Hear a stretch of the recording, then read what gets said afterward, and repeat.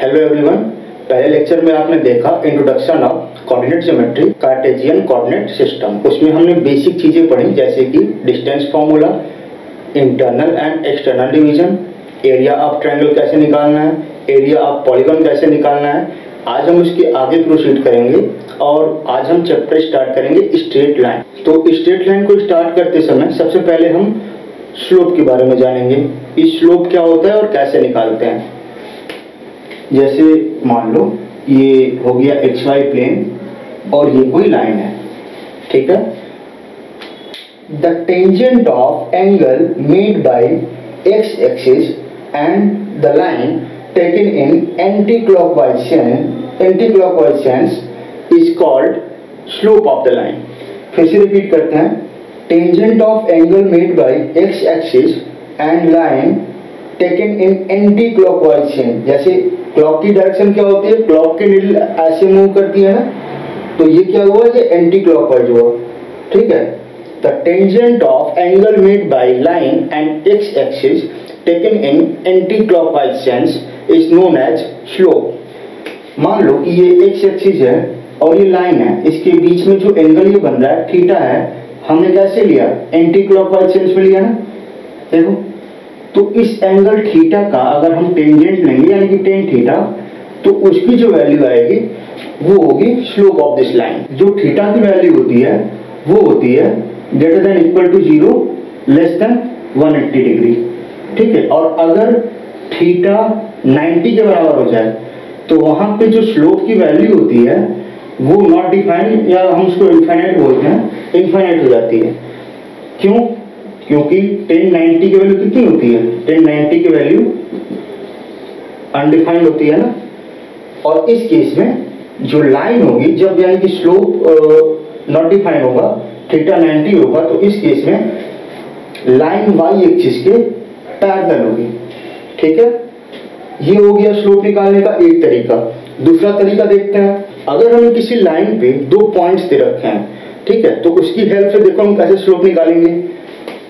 Let's suppose 2 points are given on any line x1 y1 and x2 y2। ये A है, ये B है, ठीक है। AB is the 2 points on a line। अब slope कैसे निकालेंगे इसका, m इक्वल टू स्लोप की वैल्यू होती है y2 minus y1 difference of their y coordinate upon x2 minus x1। यहां से भी स्लोप की वैल्यू निकल के आ जाएगी। इसमें की कंडीशन ये होती है x1 not be equal to x2।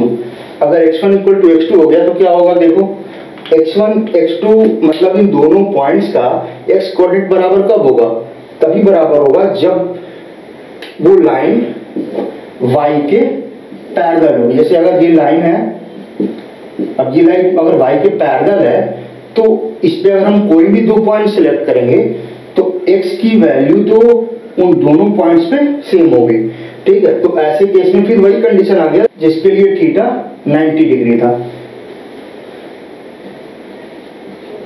ठीक है। अगर x1 इक्वल टू x2 होगा तो स्लोप अनडिफाइंड होगा और लाइन पैरेलल होगी y एक्सिस के, ठीक है। अब हमें पढ़ना है condition for collinearity of 3 points. 3 points कब कोलिनियर होंगे। Condition for collinearity of 3 given points। Let's suppose 3 points are given x1 y1 b x2 y2 c x3 y3। ये 3 पॉइंट्स हैं। तो अगर ये 3 पॉइंट्स कोलिनियर होंगे, सोचो अगर तीन पॉइंट्स कोलिनियर होने का मतलब क्या हुआ, तीनों एक लाइन पे हैं। अब एक लाइन पे हैं तो AB BC और CA, ठीक है, इनका अगर हम स्लोप निकालें तो सेम आना चाहिए कि नहीं आना चाहिए, क्योंकि ये तीनों पॉइंट्स एक लाइन पे हैं। और अभी मैंने पहले बताया, इसके पहले बताया स्लोप निकालने का तरीका। कोई भी अगर दो पॉइंट गिवन हो इसी लाइन पे तो y2 minus y1 upon x2 minus x1 करके हम स्लोप को निकाल सकते हैं, ठीक है। और एक लाइन की स्लोप अलग अलग तो आएगी नहीं, एक लाइन की स्लोप तो फिक्स रहेगी ना। लाइन जो एंगल बना रही होगी एक्स एक्सिस से वो तो फिक्स होगी थीटा, तो इसके हिसाब से स्लोप तो एक लाइन का फिक्स होगा ना। तो अगर ये तीनों पॉइंट्स कोलिनियर होंगे तो slope of A B equal to slope of B C equal to slope of C A. Slope of A B का मतलब क्या हुआ, y2 minus y1 upon x2 minus x1। Slope of B C y3 minus y2 upon x3 minus x2। Slope of C A y1 minus y3 upon x1 minus x3। ये एक condition होगी collinearity की। Collinearity की दूसरी condition होगी, देखो हमने पहले लेक्चर में बताया था एरिया ऑफ ट्रायंगल निकालने का तरीका यूजिंग डिटरमिनेंट मेथड, ठीक है, यूजिंग डिटरमिनेंट मेथड। तो उसमें हम क्या करते थे, 3 पॉइंट्स के कोऑर्डिनेट को रखते थे और उससे हम एरिया निकालते थे। तो अगर हम 3 पॉइंट्स ऐसे रखें जो कि कोलिनियर होंगे और एरिया निकालने की कोशिश करें तो हमारी एरिया कितना आनी चाहिए, 0 आनी चाहिए। क्यों? क्योंकि वो तीनों पॉइंट से ट्रायंगल तो बन ही नहीं रहा है, और अगर वो तीनों पॉइंट से ट्रायंगल बनेगा तो एरिया कुछ ना कुछ निकल के आएगी, ठीक है। तो 3 पॉइंट्स अगर गिवन है और हमें ये चेक करना है कि ये कोलिनियर है कि नहीं है,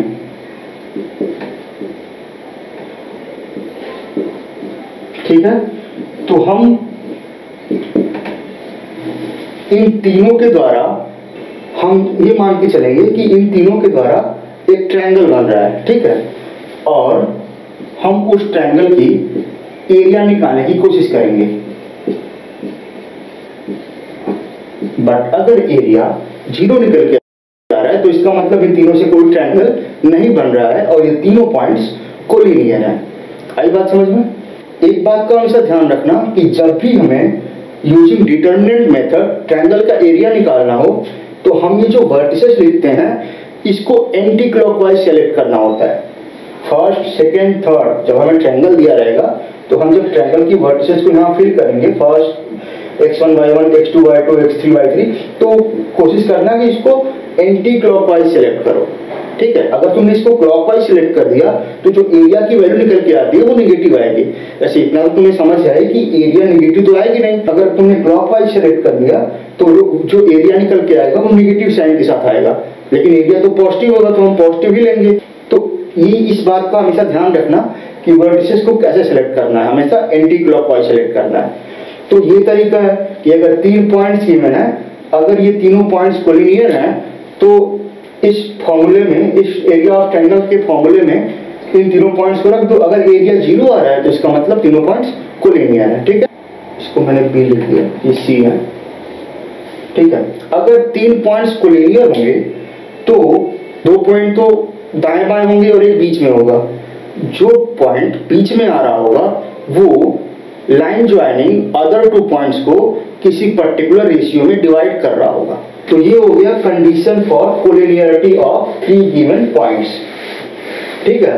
क्वेश्चन ऐसे भी आ सकता है कि आपको गिवन हो 3 पॉइंट्स कोलिनियर है और आपसे कोई किसी पॉइंट्स को वेरिएबल के टर्म में दिया जाए और उस वेरिएबल की वैल्यू पूछी जाए। तो अब तक हमने जो कुछ भी पढ़ा उस पर कुछ क्वेश्चन कर लेते हैं, ठीक है। पहला क्वेश्चन है, if p minus 2, p minus 4, p plus 1 and p plus 4 16 are collinear, ये तीनों पॉइंट्स कैसे हैं, कोलिनियर है, देन p की वैल्यू क्या होगी। दोनों तरीके हमारे पास, यूजिंग डिटरमिनेंट और using slope of the line, ठीक है। चलिए स्लोप वाले तरीके से करते हैं। सपोज ये a, b और ये c है, तो स्लोप ऑफ ए बी क्या होगा, slope of A B p+1 minus p plus 4 हो जाएगा, और नीचे p minus p plus 2। Now slope of BC 16 minus p minus 1 upon p plus 4 minus p। अब इन दोनों की वैल्यू क्या होगी? इक्वल होगी, तो दोनों को इक्वेट कर दो। पहले तो इसको सिंप्लीफाई कर दो, 5 अपॉन 2, और यहां से क्या आ रहा है 15 माइनस p अपॉन 4। ठीक है, 5/2 माइनस p अपॉन 4, ये हो गया 20 इक्वल टू 30 माइनस 2p। तो ये निकल के आएगा 2p equal to 10, hence p equal to 5। तो अगले क्वेश्चन पे आता है, हमें उन पॉइंट्स का कोऑर्डिनेट बताना है जो लाइन ज्वाइनिंग 1 -2 एंड -3 4 को ट्राइसेक्ट करते हो। ट्राइसेक्ट कर रहे हो मतलब 3 हिस्सों में बांट रहा हूं। ठीक है, तो देखो कैसे करेंगे इसको। This is the line joining 1 -2 and -3 4, line is AB। अब हमें उन पॉइंट्स का कोऑर्डिनेट निकालना है जो इन लाइन AB को ट्राइसेक्ट कर रहे हैं। तो let's suppose this is point P and this is point Q। ये दोनों पॉइंट मिलके, अब देखो ट्राइसेक्ट का मतलब क्या हुआ, 3 हिस्सों में बांटना। तो एक पॉइंट तो इस लाइन को 3 हिस्सों में बांटेगा नहीं, 2 पॉइंट होगा श्योर है। तो हमने ये 2 पॉइंट मान लिया P और Q, ये इसको ट्राइसेक्ट कर रहे होंगे। अब देखो कैसे सोचेंगे, अभी एक पॉइंट Q को लेके चलो। ठीक है, Q AB को किस रेशियो में डिवाइड कर रहा होगा? तो Q जो पॉइंट है वो AB को 2:1 में डिवाइड कर रहा है। कैसे 2:1 में डिवाइड कर रहा है? क्योंकि AB, PQ और QB तीनों की लेंथ इक्वल है, तो AQ जो है वो डबल है AB के। Q के कोऑर्डिनेट्स निकालते हैं। What is x coordinate of Q? mx2 plus nx1 upon m plus n। y coordinate of Q क्या होगा? my2 plus ny1 upon m plus n। कितना आएगा? ये हो जाएगा -5/3, ये आएगा 6/3 यानी कि 2। ठीक है, तो ये Q के कोऑर्डिनेट्स आ गए। क्या है? -5/3 एंड 2।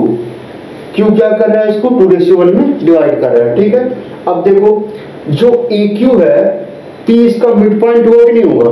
जो लाइन AQ है P क्या होगा? उसका मिड पॉइंट होगा। क्यों? क्योंकि ये सब बराबर पार्ट्स है ना, AP, PQ और QB। तो P क्या होगा? उसका मिड पॉइंट होगा। तो मिड पॉइंट को निकालना बहुत आसान है। x coordinate of P will be -5/3 plus 1 upon 2 and y coordinate of P -2 plus 2 upon 2। ठीक है, ये हो जाएगा 0, और ये कितना होगा? देखो -2/6 यानी कि -1/3। तो P हो गया -1/3 0, और Q हो गया, स्मॉल लिखा है ना, Q हो गया -5/3 एंड 2। ठीक है, तो अब चलते हैं नेक्स्ट क्वेश्चन पे। हमें एक पॉलीगन का एरिया बताना है जिसके कोऑर्डिनेट्स गिवन है। तो बहुत सिंपल क्वेश्चन है, फॉर्मूला बेस्ड। क्या करना है? एरिया इक्वल टू क्या होगा? हाफ। मैंने क्या बताया था? वर्टिसेस को एक सीक्वेंस में अरेंज कर लो। x1 y1, x2 y2, x3 y3, x4 y4, x5 y5। खत्म हो गए वर्टिसेस, पहले वाले को रिपीट करेंगे। -5 एंड 6 हो गया। ठीक है, कैलकुलेट करते हैं इसको जैसे मैंने बता रखा है। अब क्या करेंगे? ऊपर से नीचे क्रॉस मल्टीप्लाई, माइनस नीचे से ऊपर। तो ये होगा 10 -42 प्लस -49 -0 को 0 को छोड़ देते हैं, फिर आगे आते हैं यहाँ पे 0 माइनस -21 यानी कि 21 प्लस 9 प्लस 24 यानी कि 33 एंड लास्ट 24 प्लस 15। कैलकुलेट करते हैं 1/2 माइनस 32 माइनस 49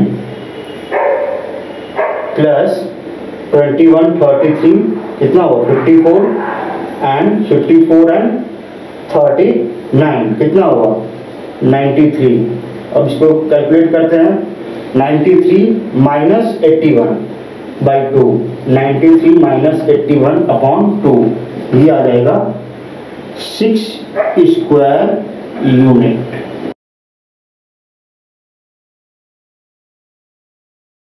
तो अब हम पढ़ने वाले हैं various form of equation of straight line. Various forms of equation of straight line. ठीक है, चलो देखते हैं कौन कौन से फॉर्म हमें पढ़ने हैं।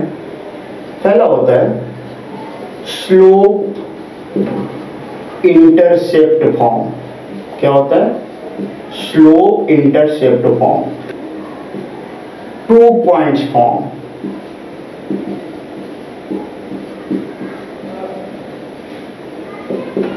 फिर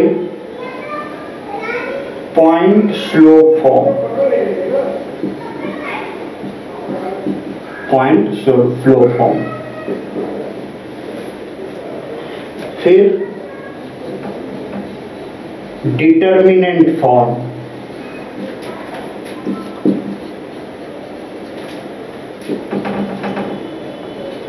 नॉर्मल फॉर्म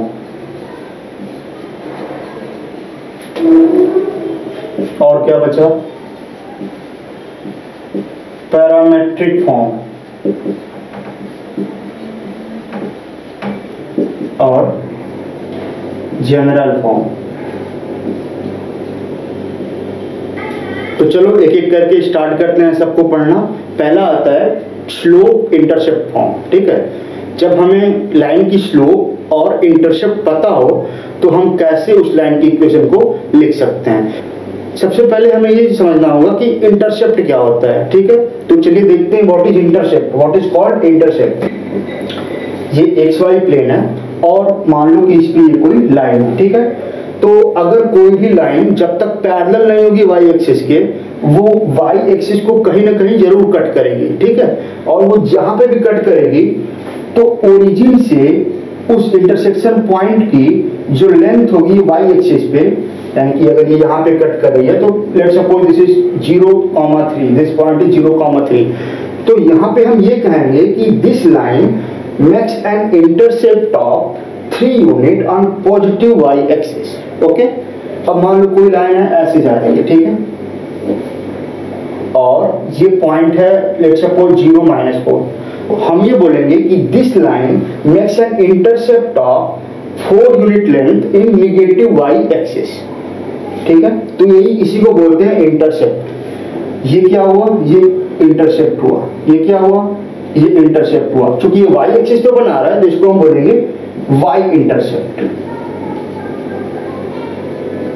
ठीक है, तो चलिए देखते हैं कि कैसे with the help of slope and intercept हम किसी भी लाइन की इक्वेशन को बता देंगे। ठीक है, अगर कोई लाइन है जिसका स्लोप है m और इंटरसेप्ट है c, तो उस लाइन की इक्वेशन होगी y = mx + c। ये तो हमने क्या किया, स्लोप और इंटरसेप्ट अगर गिवन है तो हमने उससे लाइन की इक्वेशन लिख दी। अगर आपको कोई लाइन की इक्वेशन गिवन है इस फॉर्म में तो यहाँ से आप डायरेक्ट स्लोप और इंटरसेप्ट को बता सकते हैं। जैसे मैं लिखता हूँ अगर y = -2x - 3/2, तो इसका मतलब क्या है, इस लाइन की जो स्लोप होगी वो कितनी होगी -2, और जो इंटरसेप्ट होगी वो कितनी होगी -3/2 की। अब यहाँ पे इंटरसेप्ट -3/2 का है, इसका मतलब क्या है, इसका मतलब है कि 3/2 लेंथ का इंटरसेप्ट नेगेटिव y एक्सिस पे है। चूंकि ये माइनस साइन है तो ये इंडिकेट करता है कि जो इंटरसेप्ट बन रहा है वो नेगेटिव वाई एक्सिस पे बन रहा है। ठीक है, अब ये पॉजिटिव होता तो इंटरसेप्ट पॉजिटिव वाई एक्सिस पे बनता। ठीक है, अगला आता है पॉइंट स्लोप फॉर्म। जब किसी भी लाइन पे लाई करने वाली दो पॉइंट्स का कोऑर्डिनेट हमें गिवन हो तो भी हम उस लाइन की इक्वेशन को बता सकते हैं। देखते हैं कैसे। Let's suppose 2 points are given x1 y1 and b x2 y2। ठीक है, इससे पास होने वाली लाइन की इक्वेशन बतानी है। कैसे लिखेंगे? y माइनस, अब कोई भी एक कोऑर्डिनेट सेलेक्ट करेंगे। मान लो हमने x1 y1 को सेलेक्ट कर लिया तो y minus y1 equal to x minus x1, और यहाँ पे होगा स्लोप। क्योंकि स्लोप हमें पता नहीं है बट मैंने बता रखा है कि दो पॉइंट से कैसे स्लोप की वैल्यू निकालते हैं। इन दो पॉइंट से होकर जाने वाली लाइन की स्लोप की वैल्यू क्या होगी? y2 minus y1 upon x2 minus x1। ठीक है, तो यहाँ पे हम x1 y1 रखें या x2 y2 रखें उससे कोई फर्क नहीं पड़ेगा। क्यों? क्योंकि दोनों पॉइंट उसी लाइन पे है तो दोनों पॉइंट उस लाइन की इक्वेशन को सेटिस्फाई करेंगे। ठीक है, so this is 2 point form equation of line joining 2 points. ठीक है, अभी लिस्ट में एक हम बताना भूल गए थे, इंटरसेप्ट फॉर्म। ठीक है, इंटरसेप्ट फॉर्म क्या होता है उसको भी देख लेते हैं।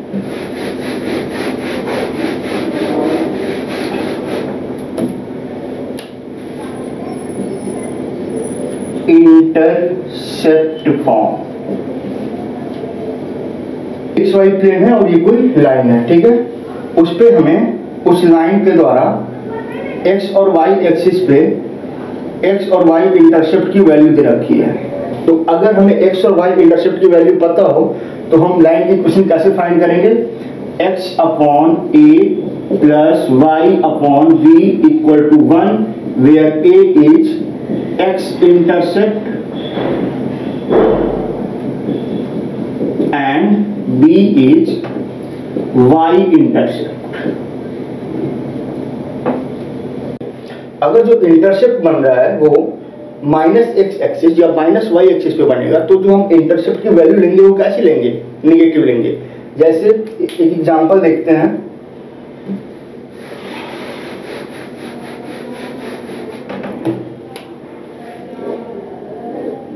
मान लो ये लाइन है, यहां पे कट कर रही है 0 3 पे और यहां पे कर रही है -2 0 पे। ठीक है, तो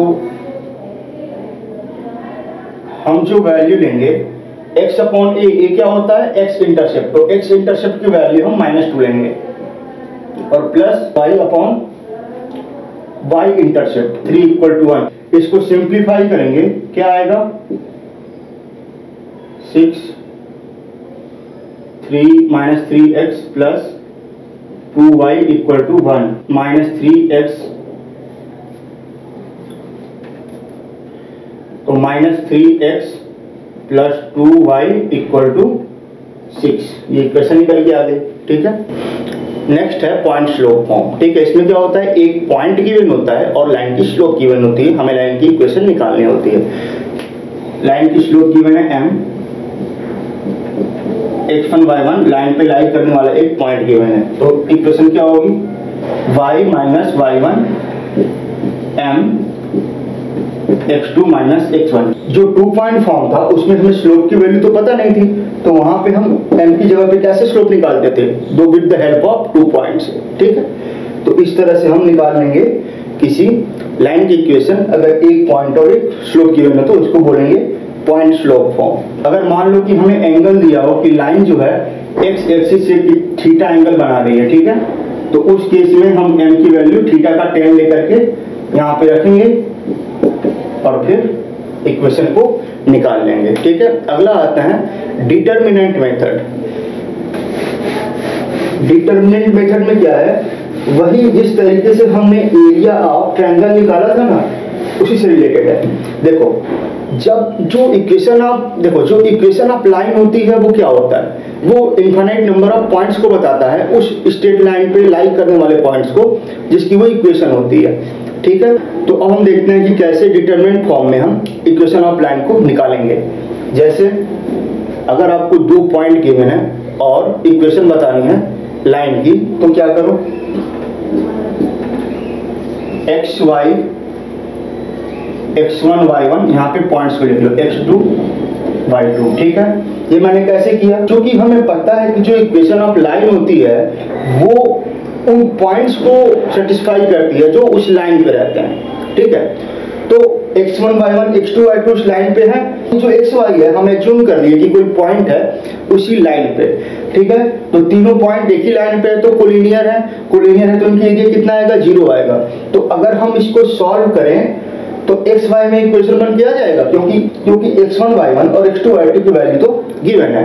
तो जब हम इसको सॉल्व करेंगे तो x y में एक इक्वेशन निकल के आ जाएगा और हमें इक्वेशन ऑफ लाइन मिल जाएगी। अगर कोई लाइन ओरिजिन से पास हो रही है या y एक्सिस के पैरेलल है या x एक्सिस के पैरेलल है, तो चलो देखते हैं कि इसकी इक्वेशन कैसे होगी, ठीक है। अभी हमने स्लोप इंटरसेप्ट फॉर्म पढ़ा जिसमें इक्वेशन कैसे आ रहा था, y = mx + c करके, where m is the slope of line and c is the y intercept. तो अगर कोई लाइन ओरिजिन से पास होगी, सोचो अगर कोई लाइन ओरिजिन से पास होगी, ठीक है, उसका कुछ स्लोप होगा, ठीक है, बट y इंटरसेप्ट का क्या होगा, अगर वो ओरिजिन से पास होगी तो y इंटरसेप्ट की वैल्यू 0। तो line passing through origin always have equation like this. जो लाइन ओरिजिन से पास करती होगी उसकी इक्वेशन हमेशा इस फॉर्म की होगी, y = mx, ठीक है। आगे चलते हैं, अगर कोई लाइन पैरेलल है x एक्सिस के तो उसकी इक्वेशन कैसे होगी, देखते हैं। जब कोई लाइन x एक्सिस के पैरेलल होगी तो क्या होगा, उसका स्लोप की वैल्यू 0, ठीक है। तो स्लोप की वैल्यू 0, तो मान लो उस x1 y1 जो है, तो मान लो x1 y1 उस लाइन पे लाई करने वाला कोई पॉइंट है। तो इक्वेशन अगर हमें लिखना होगा तो कैसे लिखेंगे, y - y1 m x2 x - x1, ठीक है। तो यहाँ पे स्लोप की वैल्यू कितनी हो गई, 0 हो गई। तो स्लोप की वैल्यू जब 0 होगी तो y - y1 = 0 implies y = y1। तो इस तरह से निकल के आएगा equation of line parallel to x axis, ठीक है। Equation of line parallel to y axis कैसे होगा, देखो जब लाइन पैरेलल होगी y एक्सिस के तो स्लोप की वैल्यू कितनी होगी, इनफाइनाइट होगी, ठीक है। तो और यहाँ पे भी यही एज्यूम करो कि कोई पॉइंट है उस लाइन पे x1 y1, ठीक है। देखो अब इसकी इक्वेशन कैसे लिखेंगे, y - y1 m x - x1, m की वैल्यू क्या होगी, इनफाइनाइट, इनफाइनाइट को इधर लाओ,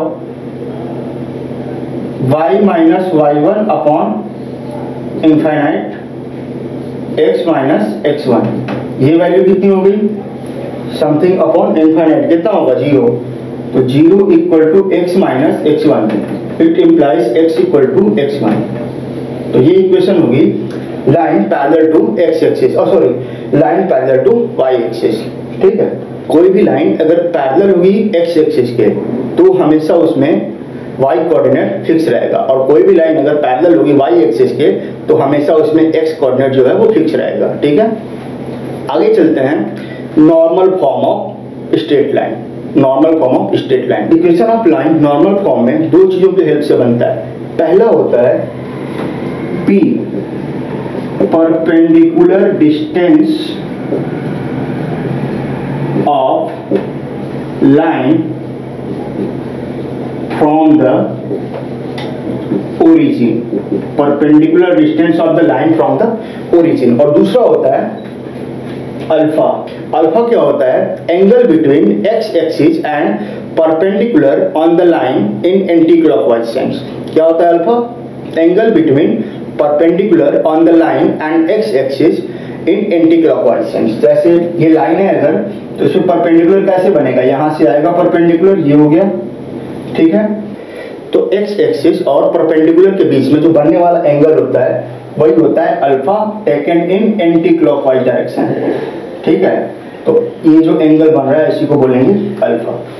तो हमें अल्फा पता है और p पता है, तो हम equation of line in normal form में लिख सकते हैं। और वो कैसे लिखेंगे, देखो वो इक्वेशन होगी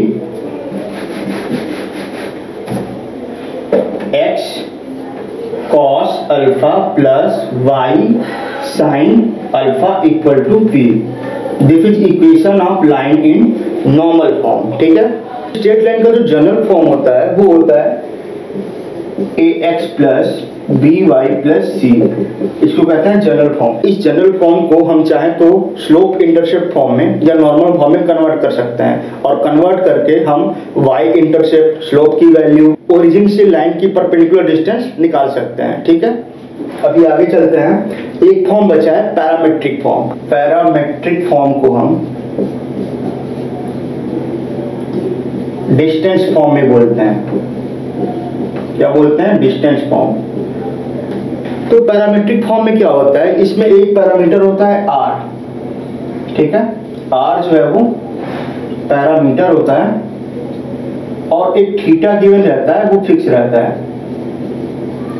पैरामेट्रिक फॉर्म जो है वो पॉइंट स्लोप फॉर्म से ही डिराइव है। पहले जान लेते हैं पैरामेट्रिक फॉर्म के बारे में। पैरामेट्रिक फॉर्म को हम डिस्टेंस फॉर्म भी बोलते हैं। पैरामेट्रिक फॉर्म में r पैरामीटर होता है। एक गिवन पॉइंट से r डिस्टेंस पे लाइन पे लाई करने वाले डिफरेंट पॉइंट का लोकेशन हम इस r से पता करते हैं। इसको हम डिस्टेंस फॉर्म भी बोलते हैं, पैरामीट्रिक फॉर्म को। इसमें r होता है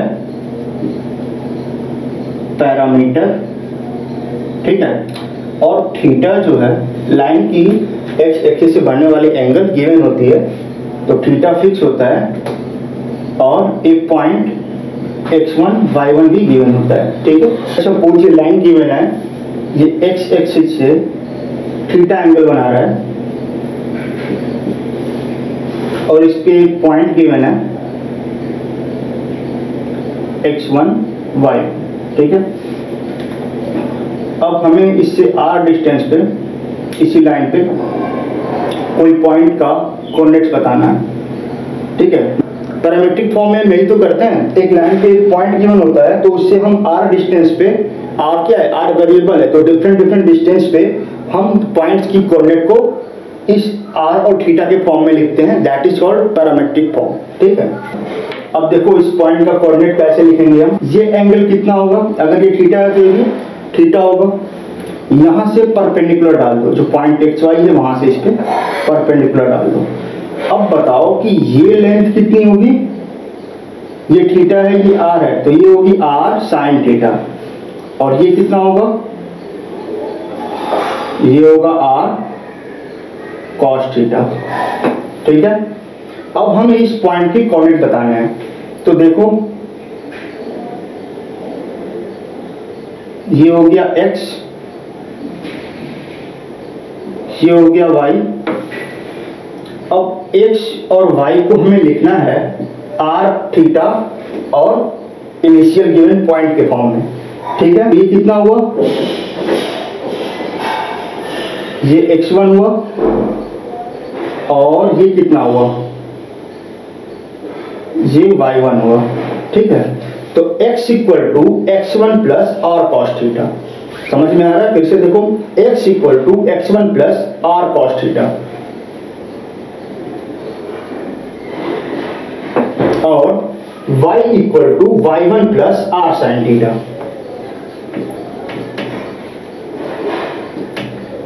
and this is called parametric form of line. This is called parametric form of line. अगर हम इसको चाहे तो ऐसे भी लिख सकते हैं कि x minus x1 upon cos theta, वो कितने के बराबर होगा, r के। ठीक है, और y minus y1 upon sine theta, वो भी r के बराबर होगा, y minus y1 upon sine theta, ये दोनों r के बराबर होंगे। ठीक है, कोई इसको कहता है पैरामेट्रिक फॉर्म, कोई इसको कहता है, दोनों एक ही बात है, दोनों ही पैरामेट्रिक फॉर्म है। तो अब देखते हैं कि ये कैसे रिलेटेड है पॉइंट स्लोप फॉर्म से। ठीक है, तो देखो हम इसको क्या कर सकते हैं, y minus y1 equal to